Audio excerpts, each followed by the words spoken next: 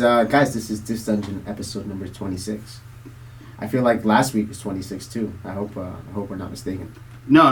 Last week was 25 because that was the 26th episode. I think this is 20. This is 26. It's like the 2020 syndrome. You're like, I'm in May. Yeah, right. November? Wait, What do you mean? it's September. It's September. Yeah. Oh my God! Already? It is September, guys. Crazy. That is crazy. Well, as always, guys, I'm Julian Valencia. And I'm Joe Dove, and welcome back to the Dis Dungeon. And we have a special guest today, as you see right in the middle of us. Yes. This is El Señor Enrique, el guitarrista de la gente, Henry Martinez. It The sounds beard like man. You're trying to hype it up like it's algo gigante. Or So, exactly. something.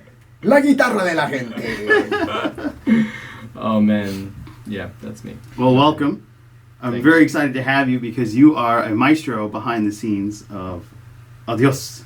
No, not Adios. not adios, but Goodbye. Adios? Adios. Yeah. Adios. Adios. Adios. Yeah, I'm leaving. I'm leaving. Damn. Deal. And I always hear whispers of you, and we don't have enough interaction personally behind the Now scenes. we're gonna have a ton of interaction. But today we did. We have I hope we're you're gonna not have sick even of more me. interaction right now. We're just interacting. Yeah, and it's been great because we've been diving deep into a forte that you know greatly about. And this episode coincides with the 35th anniversary release of the Mario Brothers. That was not planned. And that was not planned, but we were going to hype you up and bring you into this special event. And that is video game music, because we're leveling up. As you can see, we're much clearer, we're much brighter, we're much shinier, we're much happier. Yeah, there you go. Here we go.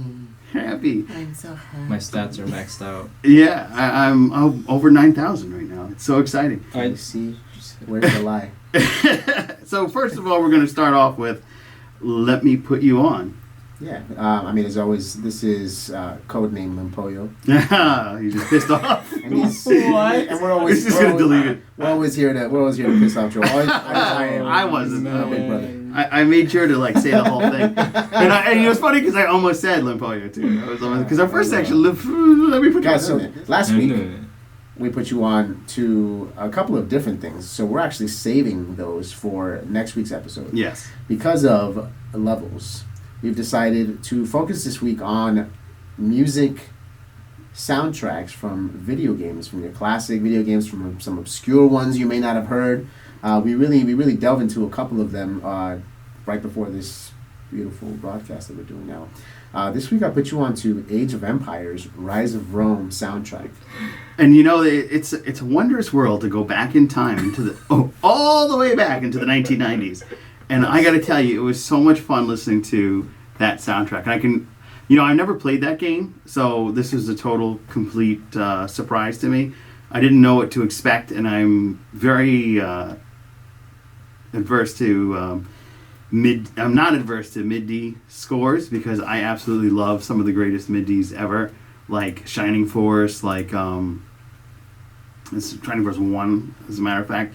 Just some of the things that they could do in that 8 to 16-bit world is just so amazing, and the sounds that came out of it were great.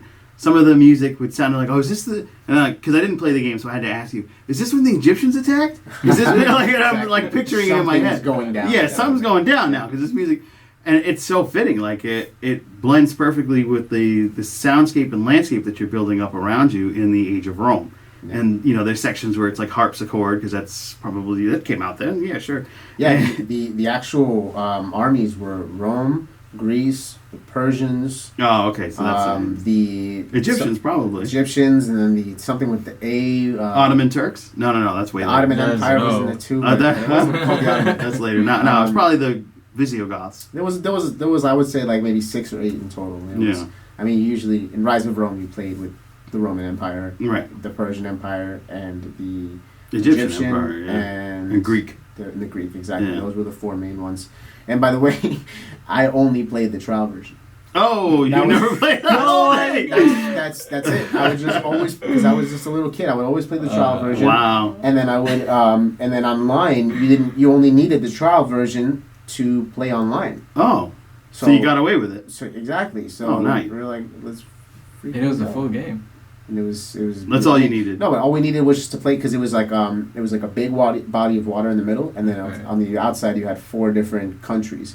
2 were really long, Two were short, but the short ones had a lot of resources and more coverage. And then the long ones, you really needed kind of like boats to cover all your coastline. Love me some boats in Midi. Yeah, I mean it's 8-bit boats. a word, and you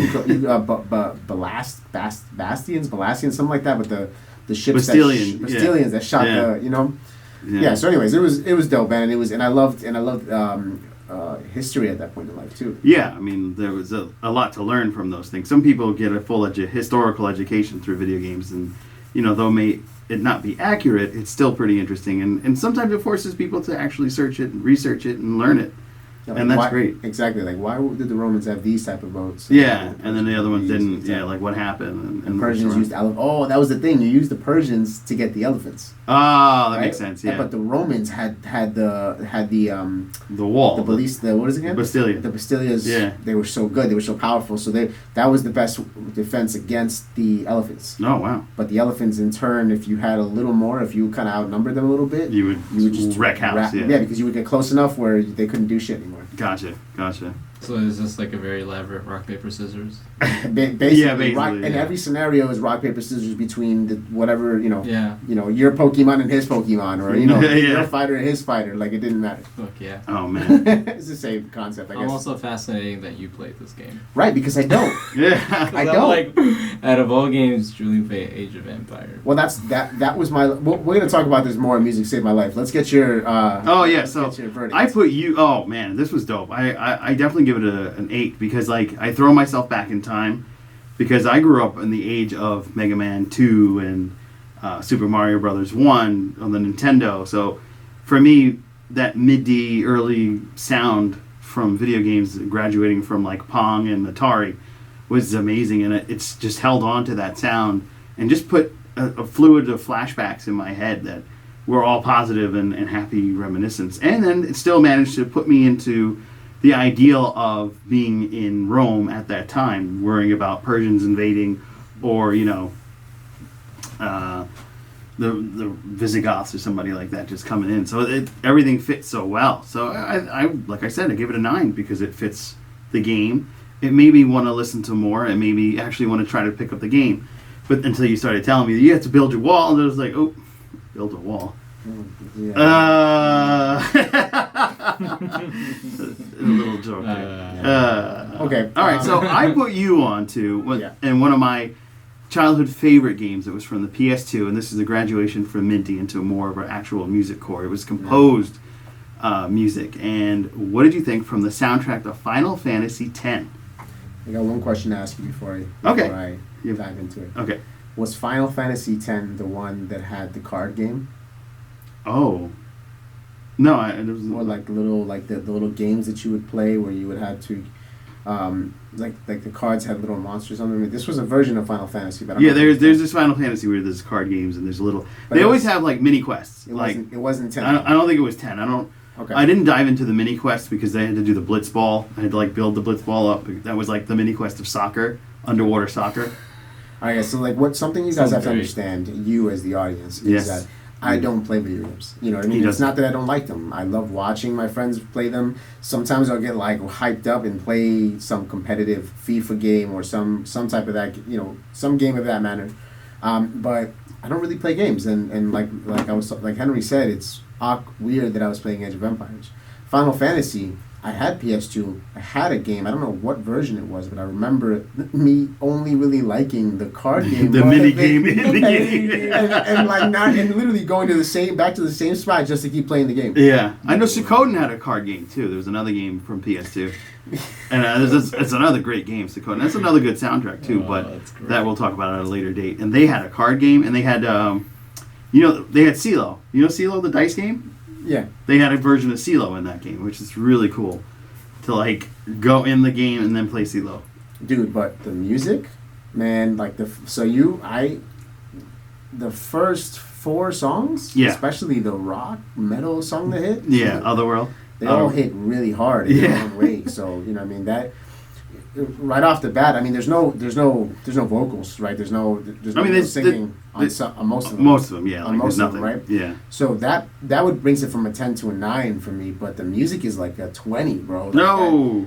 the rock 20. hits so hard. Yeah, the instrumental was a 20, dude. Like, Yeah, I it's can't even crazy. give it a 10. Broke That his would, meter, son. Yeah, I it's can't give it a 10. You know what I mean? Riley Ritchie. The instrument. Obviously, I would want more lyrics. I would want to hear like song concepts on this, and that would be dope for somebody to do. But that's the only reason why I got to point down. Outside of that, that music was rocking. Yeah. There are some arrangements of a lot of this music where they add vocals, actually. No, don't tell me that. Yeah. Oh, I gotta hear these. I'll probably get lost in that. some- Yeah, I would too. Yeah. They're interesting. Because like the only one that actually had lyrics is like 3 is and some of the lyrics are non-descriptive, but Otherworld was the only one with lyrics, and it's about like transitioning from one world to the other, and the game really gets into the whole what happens when you die and can you come back, and there's a lot of really cool concepts, especially like universal concepts that they had, and this was scored by Nobu Itsushima and Mashi Hamauzu and Junaya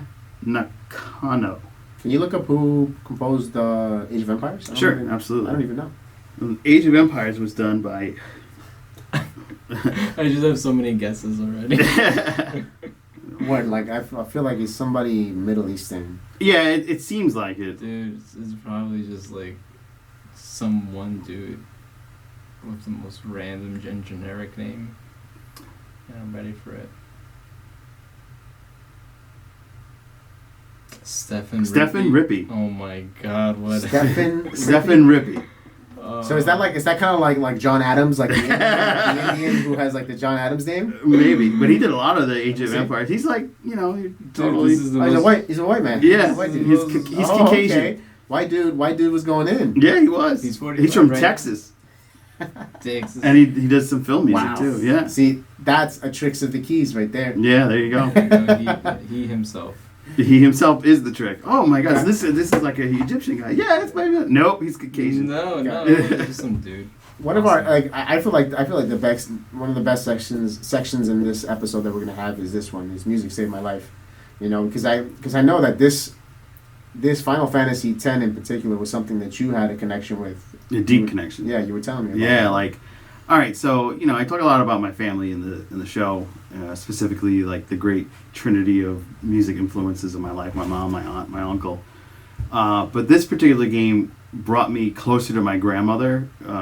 She retired early because of some illnesses, and she had a strange bone degenerative disease. So her bones became more and more brittle. So she would just sit and watch me play video games. And particularly this video game, because it's such a long video game. It's 75 hours, 80 hours if you play all the mini side games and everything. That I spent hours just sitting there playing the game, and she would watch, and she'd ask me very little questions, but she would watch and goes, "This is amazing what they can do in this little box." Her concept was this little box did all these things. And for me, I was like, "Oh my God, Grandma, look at this." And I was just showing her. And when I was like, oh man, like 15, I think 15, 16, just playing with my grandmother, and we spent hours playing this game. And when we found the big reveal at the end of the game, even she was like, "Oh, that boy did," it was just like invested. She was really invested. She was like, she would call me like she would cook, and then she would call me to cook, and then I'd run and play video games. And she'd be like, "Boy, get back down here," and then she would call me, and I would come back. "Oh, I'm sorry, I just wanted to play a video game." And then, years later, we would just like order pizza, and we would just sit and play that video game. She'd watch me actually play the game, kind of like your concept. Like, I'd rather watch somebody else play. That was my grandmother, and we, like I said, spent hours. And then when she got really sick, they slimmed the PlayStation, and she ended up going into a nursing home. And I brought the PlayStation to the nursing home. I was like, "Remember this game?" And we watched, and she'd watch me play it there, and she's like, "Oh wow, I didn't know these little boxes could be mobile." It was just so many fun moments with her watching that. And then I remember one time that she went to the hospital for one of the incidences that she had. She goes, "Make sure you save the game," when she was leaving. And that like killed me at one point, because it's like, she wasn't there, but at the same time it was like, this game really brought she and I even closer together. And there's just so many fun moments with her in the Final Fantasy X game. Just exploring the whole game, all the music. She would even hum some of the music. She was a big Yanni fan. She put me onto a lot of different New Age music. Like Enya. Do you know Enya? Mm-hmm. Yeah. So she would put me onto Enya because she used to drive. And I think Orinoco Flow came out, and I used to love hearing that song. And she bought me the cassette tape Mm. years ago, and then my mom bought me the rest of it, the CDs when I got older. And it's just a lot of fond memories of somebody that's not here right now. And I actually bought the they did an upgraded version, like a remaster, so to speak. And I bought it just to play it and just reminisce about the times I used to play in my house with my grandmother. Because you got to think of it as the 90s days where you didn't have the big TV in your room. You had the one TV in the house that was large that everybody would congregate around. Yeah. Now everybody's got a laptop and they're just on their laptop. So back then it was the central spot. TVs, yeah, or multiple TVs. And it was just such a fun time to sit there and she'd watch me. And, when we were going back even further, we used to have a Nintendo. I remember my uncle, when he had a Gremlin. Do you remember that car? It was the original hatchback. Every kid that did music had that. You would put your giant speaker in the back and then run a cable to the stereo. You'd have the stereo come out of the car and rewire it. And then you'd have a dope sound system in your car. But it was really not good for your hearing. So, because it's basically this giant speaker, probably the size of this television that you got. Damn. Yeah, it was the good old days. But he and I used to play Mega Man, and you'd take turns. He would get frustrated with it because you had to time jump and all this stuff. And a lot of that music, we would always joke about it. The Bubble Man stage, we would always make up lyrics to it because it's just sound. It's and they had lyrics pitches that would go on, and then we would just make up lyrics. I don't remember any of it. It's been 30 years, but I do that a lot. Yeah. The lyrics, especially, I'm writing all wild. Yeah. You were just kickstarting your freestyle career. Yeah, it sounded Nice. If you guys haven't seen his freestyle, but I want to be seen. You watch me freestyle. It's just me in the corner. Specifically to the Bubble Man themes. Yeah. I need it. Yeah. Yeah, I mean, like I was saying before, guys. I mean, my experience was far different than both of you. I think that I played one big game. I played FIFA, I played Tekken, Mario Kart Party. Tekken was the Smash jam. Bros. Party. I said party. I said Mario Party. Is what I meant. But Age of Empires was pretty much the game, and Medal of Honor. I think I had a good run with that as well. But yeah, really what it brings back to me is it's my cousin Adriano. He's the one who put me around the age of 11 to the game, to Age of Empires, and me and him, we started playing kind of campaigns and one-on-one against each other, and then we went on Game Zone. That was I remember that. Wow. That was the name of the one, Game Zone, and we used to just go and play Age of Empires: Rise of Rome. And just the demo though. AOL, you remember that? Oh, wow. I always had the trial version of the game. I had the trial version of AOL. I had Netscape, Juno. Oh, wow. You remember those? Yeah. Just whatever I could get myself on a new trial on, I would do just to stay on the internet, and then it would crash in the middle of the games because my membership would be up. Yeah. Oh my god. Yeah. Right when the Persians are attacking. I've got you now, Persians. Beep. Sorry, your trial's up. Yeah. No. It just honestly, what it brings the biggest memories to me is that's why I started. That's why I loved architecture, because of Age of Empires. I started kind of getting into architecture and specifically transportation architecture, where you were setting up cities, you were setting up environments where traffic had to flow, and all that was interesting to me. But I didn't do architecture, guys, by the way. Obviously, the music. Well, you're creating music. That's an architectural design. Exactly. I'm an architectural design of music. You're designing sound. Frequencies and Yeah, vibrations. there you go. Think of it that way. Architect. There you go. Yeah. It's funny, it's funny you mentioned frequency. Frequency modulation, which is the FM synthesis, was created by John Chowing from Stanford University. And that came out about Right over her. 67, 68, which is when my uncle was born. So that's a fun little connection between video games and my uncle, who brought me onto video games. And he got the license, and people basically had to pay him to do video game sounds, because the sound waves that he was using diarrhythms to recreate and getting close to the sound of real world instruments. And it's funny that we call this episode Level Up, because as we progress in the show and we get more tuned with the segments and how we divulge the information that we share, it's also interesting how video games had their leveling up from the Pong era from the 60s, which is the 8-bit graphics, to the 16-bit graphics, which, the Age of Empires with my Shining Force and Mega Man. Yeah. And then, as the graphics level up, the sound level up. They went from Midi at one point, which is my all-time favorite, which is what Age of Empires was mostly on, I'm sure. You got it. But I know definitely Mega Man's Midi, Sonic Midi, all that stuff. And it's just great music. There's a lot of, like, Final Fantasy is one of the soundtracks that I'll still listen to. I actually bought that CD. I think I actually still have that CD. And it's on my, I know it's on my iPod because I broke out my old school iPod with the wheel. Yeah. You know, and I literally played that music on my way to work.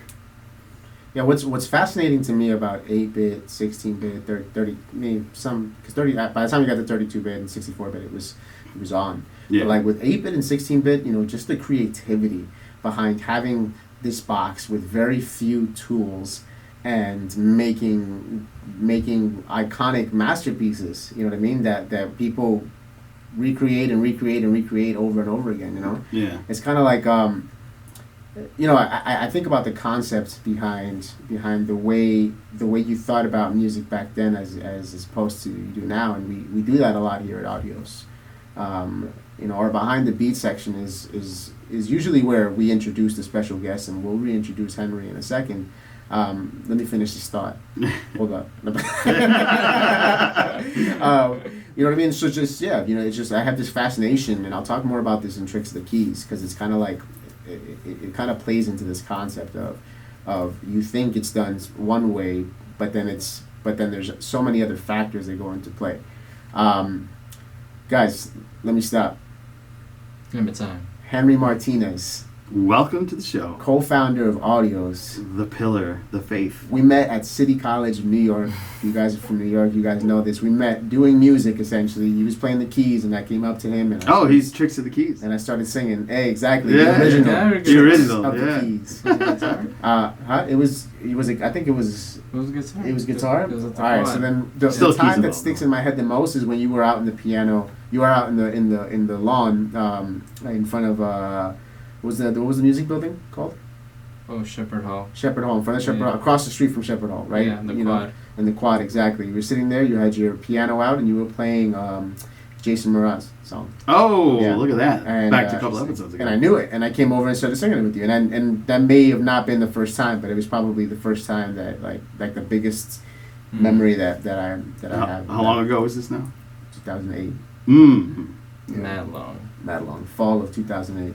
Anyways, you know, Henry and I have been friends and partners now for, I mean, I guess we're soulmates. We call each other soulmates. So, There you go. You know, we are partners of sorts. Yeah. You know, we got involved in a lot of college shenanigans throughout the years, and I'm excited to have him today. And one thing that you have to know going into this is that if there's one person you're gonna talk to about video games and scoring video games and just El Maestro, Video games. the video games, we got Henry Martinez. What's up, y'all? My name's Henry. Really? I like cats. You like cats? That's actually the introduction I always use when I got hired at Apple. Oh. And people go from like different buildings and teams and whatnot. I use the same one, and somebody finally caught on. They're like, "You need to say something else." I was like, Oh, wow. But at least you had like a script, so you like stuck with it. Yeah, Makes it You just, easier. I mean, if you have like a couple in your back pocket, then Yeah, you you're just like- recycle. Yeah, there you go. That way it'll trick people. Guys, I mean, a lot of the beats that we've showed you, a lot of the songs that you've heard, in one way or another, Henry has been involved. So finally, we get him on camera and on podcast, so you guys can learn a little more about the man behind the guitar, behind the piano, behind the everything at this point, because Behind the beat. my man's Behind the produces, mixes, edits. We get it done. And you know, and honestly, I think this is a great moment to talk about. You know, Audios has been, it was conceived in 2017. Does that make sense? Right, end of 2017. Yeah, it was, like summerish. It was summerish, fallish, summer, right? fallish, yeah. Yeah, summerish, fallish. So No. when we started, it was like, I would say like the first year to 2 years was a bumpy road. Uh-huh. It was a bumpy road for us, man. Oh yeah.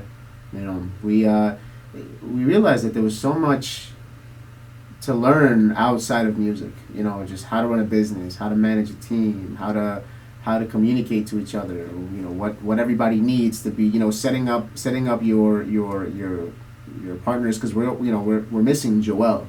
Joel is in the UK right now. He's the third leg to our tripod. You know, it was a lot of that before. You know, while music was happening, while the chemistry was there from the beginning, the chemistry was just there. You know, but it was about the business aspect of it that I can proudly say that in this past year we've gotten, you know, so much traction, so many things that are well oiled and working now, and you've leveled up. Yeah, this is an Audios commercial. It's actually leveled up, and so obviously, Henry, you've been an integral part to that. You know, we wanted to also kind of ask you some questions.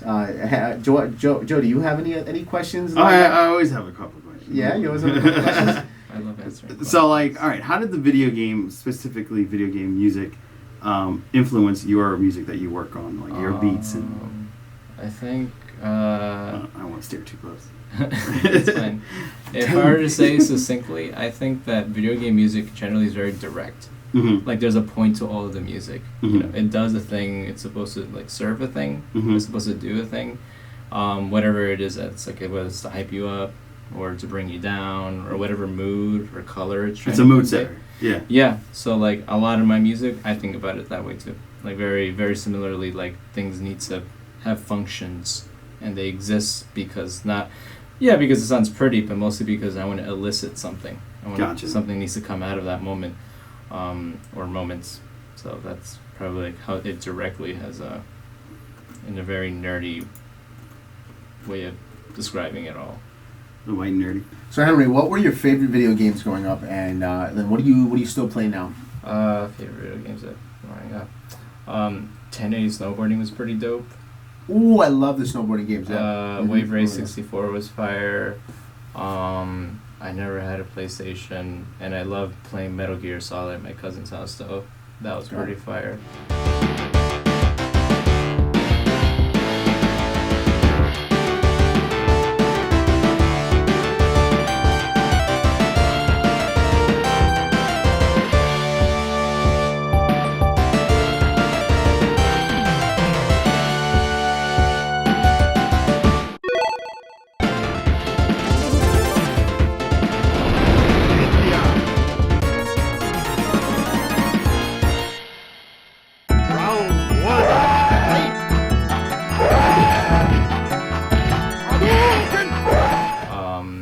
And then after that, I just played like fighting games, like Street Fighter, and old SNK games like Samurai Showdown. Oh, Samurai Showdown had a dope soundtrack too. Yeah, Last Blade. Yeah, lots of like stuff like that. Yeah. All right, so I gotta ask because it's the elephant in the room for me at least. Mm-hmm. You know, there's a current genre going around the internets, and it's taking them by storm. It's blowing up the internet, if you will, and that is the current vein of the new wave music. And you know, new wave music came out in the 80s, and that kind of went hand in hand with the rise of video games. Video games, I think, influenced the music realm in the 80s because of the new wave sound, and the sound of video games have used the same boards. They use the same synthesizer.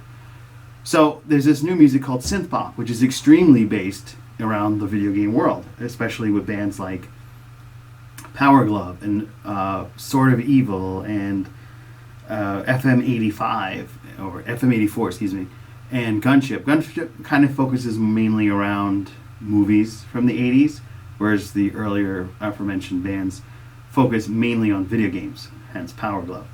How do you feel about this wave of music coming back, called synth pop or synth wave music, and how does it fit within to your realm of music? Well, I mean, I think it's dope because I make music like it. So. Oh, okay. Well, that's the easy answer. Yeah, short answer. Well, thanks, guys.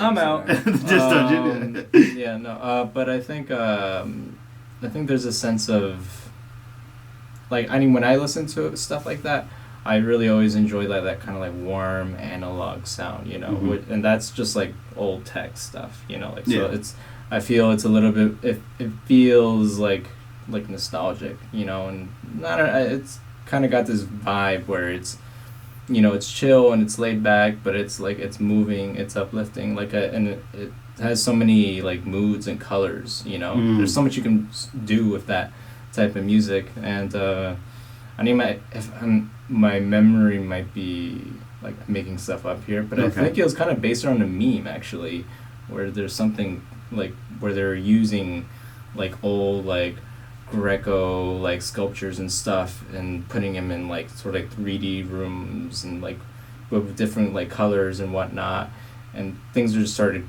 coming out of all of that, all this synthwave, you know, because it's just a fucking internet and that's it. Yeah, that's basically like I remember when I first heard synthwave, it was in 2009, and there was like a guy sitting at a desk, and he looked like one of those 80 like the end of a video game in the 80s where it was like there wasn't any like cutaway to a video. It was just a dude going, "You won this time," and then like his shoulders would move, but that was to be about it, and then there'd be some text to read, and then there'd be this music playing in the background. I feel like that was my introduction to synthwave, and then it's only grown exponentially in the last couple of years. And I keep referring to Gunship and FM84.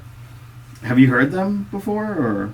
I have not. You have not? No. I'm going to put you on to them just to see. Please do. Yeah, I'd like to hear your reaction to that on a later date, in a future episode. I think you should definitely come back and we could... And like here I am, I'm reacting. I'm joining it. Joining in the fray. So would you say that that's the vein of, and the realm of where you want to end up as far as music goes? Do you want to have like your own synthwave album? Yeah, for sure.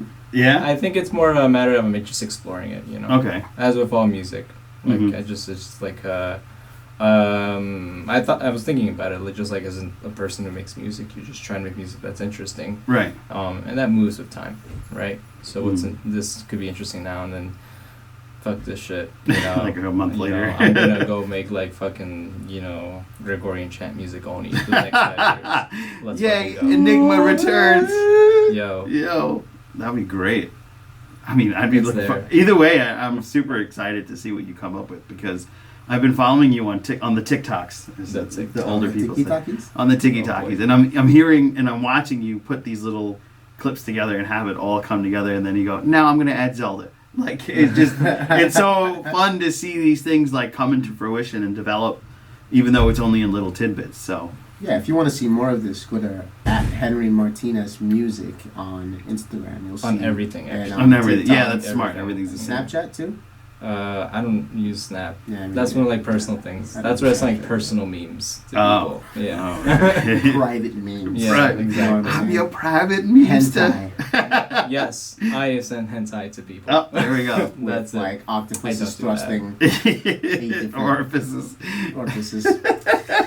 Well, that's the best segue as possible to Tricks of the Keys. Tricks of the Keys. You know, we had to pick something that was video game related, and I thought it would be pretty interesting to mention this because I know there was a time when parents were like, yo, video games aren't going to get you anywhere.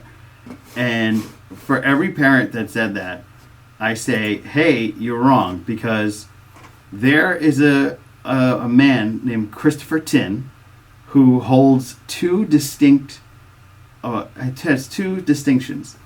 He has a Guinness World Record, and he's the first video game composer to win a Grammy Award. Christopher Tin had won this for a game called... There we go. Oh, that's the end. That's why. The beauty is I can just cut this out. It's not live, so I don't have to fumble. Yes. Cut here, Joe. Okay. Anyway, so the beauty of it... Useful. Yeah, it's super useful. So, though off our traditional method, other than hardcore gamers and Grammy enthusiasts, you don't know about this guy.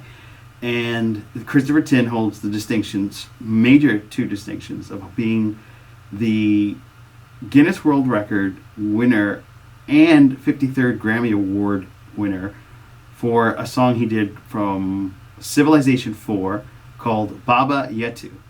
And I thought it would be cool to mention that because I know a lot of parents will be like, you shouldn't be playing those video games, they'll take you nowhere. Now this guy has a Grammy. He probably has a fat car, beautiful women all around him. Car. Yeah, fat car. Oh, like, they have fat no, car. fat like the big tires and like the zombie, you know. I definitely want a giant Hummer. Yeah, something like that. And he No, probably has one because he came up with that. It won a Grammy and he's in the Guinness Book of World Records. So don't knock video games, parents. Give it a chance. The soundscapes actually help kids focus, and it's been scientifically proven that the video game soundtracks do help children concentrate. So don't knock it, parents. So don't be fooled by the keys. Yes, don't be fooled by those keys. But more importantly, I want to get into Yasu Kishira's amazing soundtrack for the video game Streets of Rage 2.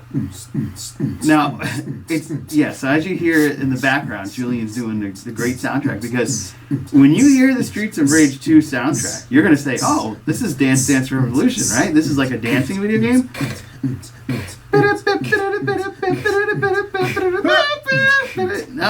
No, it's a fighting game. This is like people on the streets fighting to death. They're pulling out hammers and pipes and knives, and they're slamming, and there's giant monsters jumping around. In Miami somewhere. It definitely looks like Miami. And when you hear this soundtrack, you're like, oh, there's no way that this is a freaking fighting game of any stretch of the form. But no, this is a fighting game soundtrack, and I highly recommend you take a jump over to the YouTubes and listen to. Actually, we'll put it in the playoff so you can hear it for yourself. Go down and click the link. Yeah, and the To Be Seen, so it's the number 2, BESCENE, for those of you listening on the iTunes, Google Play, and other podcast versions. We highly recommend you come to the video version and see our leveled up video source. And a big shout out to my friend Mark Frabell, for telling me that I've got a level up device this whole time that I should have been using from day one, and I appreciate the time and the patience you took to show me how to use this thing. So thank you, sir. And the number 2, BESCENE, seen as in the movie, To Be Seen. I definitely recommend you guys take a listen to the 2 soundtracks that we put each other onto, this Tricks of the Keys and the Baba Yetu song that won the Grammy. The first video game to win not only a Grammy, but be in the Guinness Book of World Records. So dope. Henry Martinez, thank you so much for joining us here on the Disc Dungeon, for allowing Disc Dungeon to thrive through the wondrous realms of audios. Big shout out to Joel, and of course my amazing co-host, who now is returning to the sexy mustache man. I am Julian Valencia. Julian Valencia. Guys, if you like the sound quality of this podcast, if you're really enjoying the sound effects as well, just this is what we do at Made by Audios. We make music, we make sounds. If you like his mustache and my mustache put together, then you definitely because we make mustache music. Yeah, mustache music. That's great. This is a genre. That's a new genre. Look out, Synthwave. Look out. Very good. As always, Julian Valencia. Joe Dove. Take care, folks.